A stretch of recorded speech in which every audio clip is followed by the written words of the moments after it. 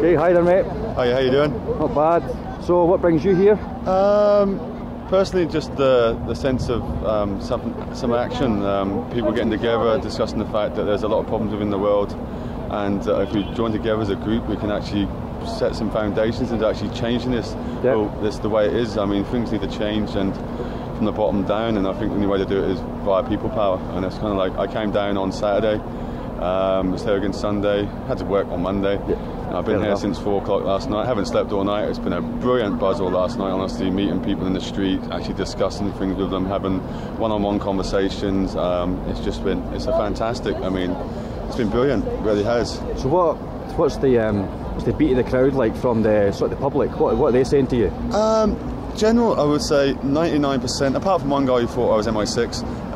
It's understandable, I can tell. Yeah, you can tell, I look like that guy, but I mean, the general consensus is the people who aren't really aware of stuff what's going on are like, some of them are quite shocked that they're unaware of what's going on, that they're more wrapped up in things like X Factor, Big Brother and that kind of stuff, so they're not seeing. It's more the apathy that shocks you? Yeah, it is. I mean, I was actually quite shocked about the fact that these people aren't aware that this is happening worldwide. Some people thought this was just a group of guys in Glasgow who sorted this out, and I mean, it's been going on around the globe, and I mean, I think also that's a fact of something which is, this is what's happening all over the world, and it's brilliant. But it's not just something that's happening in this country or a different country, it's a global thing, which is... Can I ask you then, what would you deem then would be an acceptable solution out of this? If it was one small thing you could get out of this, what would you hope to achieve? Even if it's just an individual thing. Individual thing, a better future for my children and my grandchildren. Okay. Would be an individual thing. Future, yeah, definitely a more prosperous future. Less red tape, less hate in the world, and just more free and caring for people and each other and that kind of stuff. Well, you know the Dalai Lama, he says the purpose of our life is to be happy. Yeah.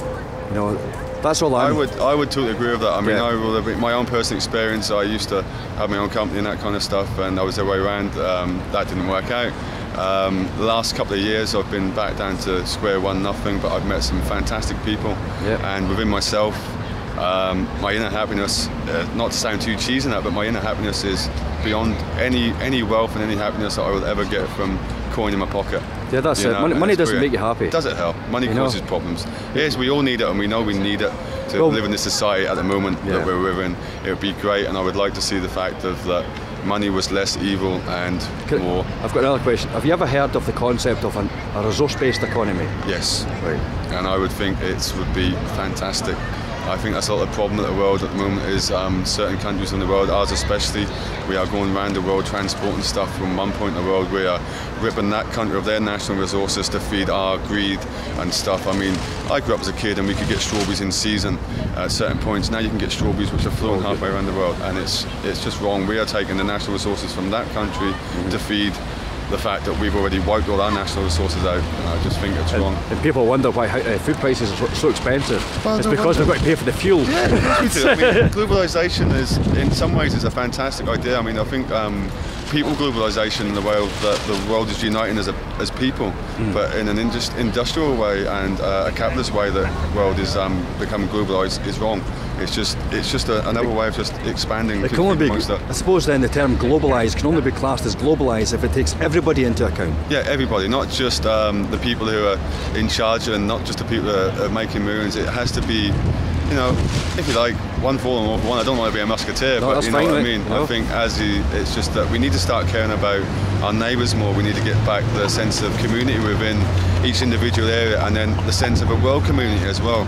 We can all be individuals within one mass group. You know, if we're all the same, the world would be a boring place. I'm not going to say that we should all be the same, but as I said to the councillor over there, I said to him, you breathe air, you drink water, the same as me. Yep. You know, we're all human. Let's see if we can find some common ground. I quite agree with that statement, and I think that's what we need to do. I mean, for the future of mankind and for the planet itself, I mean, we need to find that, because if not, Mother Nature's going to wipe us out.